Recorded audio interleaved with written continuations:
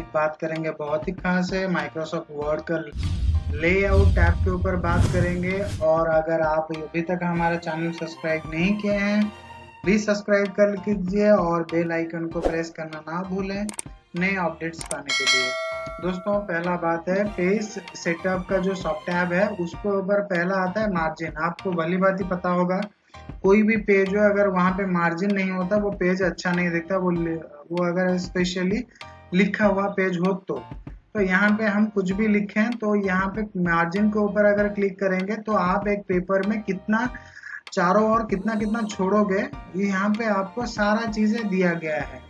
Normal में आज usual जितना छोड़ना चाहिए आप मतलब बहुत ही कम छोड़ना चाहते हो या ज्यादा छोड़ना चाहते हो, या खुद के हिसाब से कस्टमाइज के खुद यहाँ पे डिसाइड करोगे, यहाँ पे खुद भी सेटअप बना सकते हो।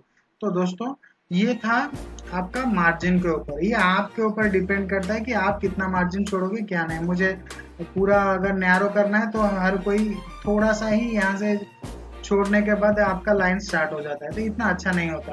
तो नॉर्मल रखने से ये सबसे बेहतर दिखता है, ठीक है। तो उसके बाद आता है अब आता है ओरिएंटेशन। ओरिएंटेशन में स्पेशली दो चीजें यहाँ पे बोला गया है।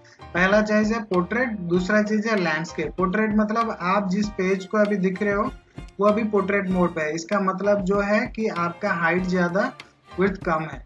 तो अगर लैंडस्केप करते हैं तो लैंडस्केप में आपका क्या हो जाता है, आपका हाइट कम हो जाता है, विड्थ बड़ा हो जाता है। तो बेसिकली मैक्सिमम लोग पोर्ट्रेट मोड यूज करते हैं। आपके रिक्वायरमेंट के हिसाब से आप उसका ऑप्शन चेंज कर सकते हो लैंडस्केप में। सपोज मान लो कि बड़ा बड़ा टेबल है, प्रिंट आउट्स आप निकालना चाहते हो या बड़ा टेबल डालना चाहते हो, तो इस केस में आप लैंडस्केप यूज कर सकते हो। अदरवाइज पोर्ट्रेट में हर कोई यूज करता है तो आप कर सकते हो।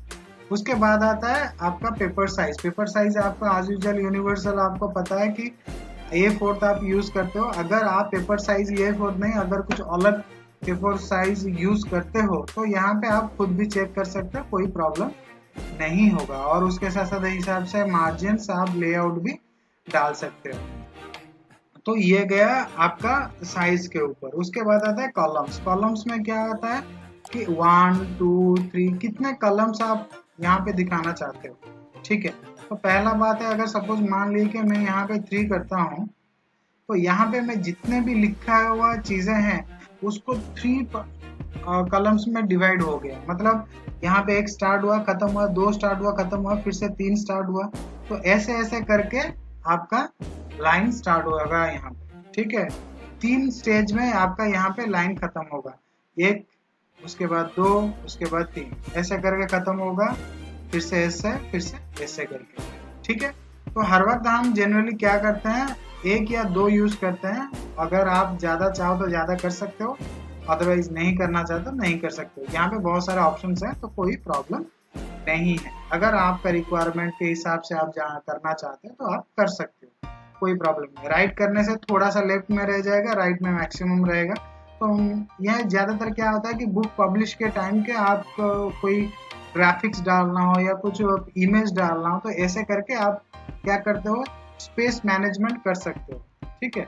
तो बेसिकली इसको स्पेस मैनेज करने के लिए, जगह मैनेज करने के लिए यूज किया जाता है। उसके बाद आता है ब्रेक्स। ब्रेक्स क्या होता है, आप यहाँ पे क्रॉसर कहीं पे भी रख के अगर ब्रेक्स के ऊपर क्लिक करोगे, यहाँ पे बहुत सारे ऑप्शन है।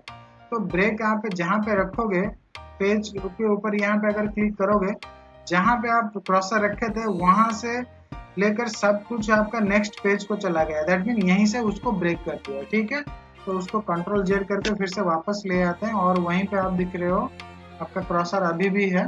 तो ऐसे करके कहीं पे कॉलम अगर चेंज करना चाहते हो तो कॉलम भी चेंज कर सकते हो, दूसरा पेज को भी ले सकते हो।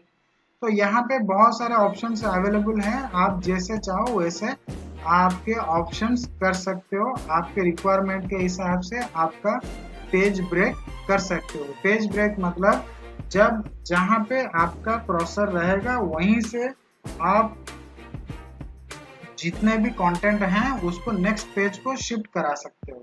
उसके बाद आता है लाइन नंबर्स। तो आप एक पेज में कितना लाइन लिखे हो यहाँ पे गिरने की कोई आवश्यकता नहीं है। सिंपली अगर आप यहाँ पे कंटिन्यूअस कर देते हो तो जितने भी पेज हो, नंबर 1 पेज से स्टार्ट होके एंड पेज तक वो टोटल काउंट करके दिखा देगा। अगर आप इंडिविजुअली जाना चाहते हो, देखिए यहाँ पे 24 से खत्म हुआ, 25 से स्टार्ट हुआ। अगर यहाँ पे आप क्या करोगे कि रिस्टार्ट ईच पेज के मतलब पहले पेज में 24 खत्म हुआ, फिर से सेकेंड पेज में 1 से स्टार्ट हो गया। तो ये बहुत ही सिंपल है। ईच पेज आप जितना भी जैसे सिलेक्शन करना चाहोगे ऐसे कर सकते हो। तो जनरली इसको यूज नहीं करते, अगर आप यूज करना चाहते हो तो उसको ऐसे यूज कर सकते हो। तो ये ऑप्शन के बारे में हमें ज़्यादा पता नहीं हमें इसके बारे में, तो हम इसके बारे में रिसर्च करने के बाद ही हम आपको बता सकते हैं। उसके बाद आता है पैराग्राफ। पैराग्राफ में क्या होता है कि आपका पैराग्राफ कहाँ से स्टार्ट होता है, आपका पैराग्राफ कहाँ से एंड होगा, ये यहाँ पे आप डिसाइड कर सकते हो। पहला है आपका लेफ्ट एंड राइट। आपका जो लाइन है, यहाँ से जो लाइन है, तो आप कितने राइट से स्टार्ट करना चाहते हो या लेफ्ट से स्टार्ट करना चाहते हो, यहाँ पे आप एडजस्ट कर सकते हो। देखिए ये मूव हो रहा है, ठीक है। तो ऊपर लेना चाहते हो या नीचे लेना चाहते हो, तो यहाँ पे आप उसको डिसाइड कर सकते हो। ठीक है, इट्स ऑल अबाउट आपके रिक्वायरमेंट के हिसाब से। इसके बारे में हम ज्यादा बात नहीं करेंगे।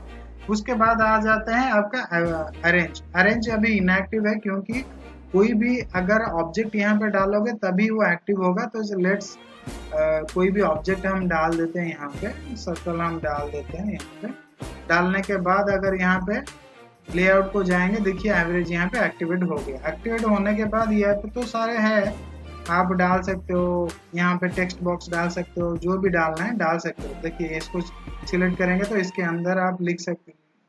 यहाँ पे जितने भी लिखना मतलब आपका कंटेंट था वो ऑलरेडी साइड हो चुका है। तो ऐसा करके आप उसको कर सकते हो, ठीक से बना सकते हो। मगर मैं आपको पहला बात बताना चाहूँगा, सपोज मान लीजिए कि सपोज यहाँ पे मैंने ऑब्जेक्ट एक डाला हुआ है, ऑब्जेक्ट को पीछे कैसे लें। तो यहाँ पे सेंड बिहाइंड करने से आपका ऑब्जेक्ट के पीछे, आपका ऑब्जेक्ट के ऊपर चला आएगा और ऑब्जेक्ट लिखना मतलब टेक्स्ट के पीछे चला जाएगा। उसको आगे लाने के लिए वही सिंपल प्रोसेस। तो ऐसा करके आप यहाँ पे ऑब्जेक्ट को नीचे या पीछे या आगे ला सकते हैं।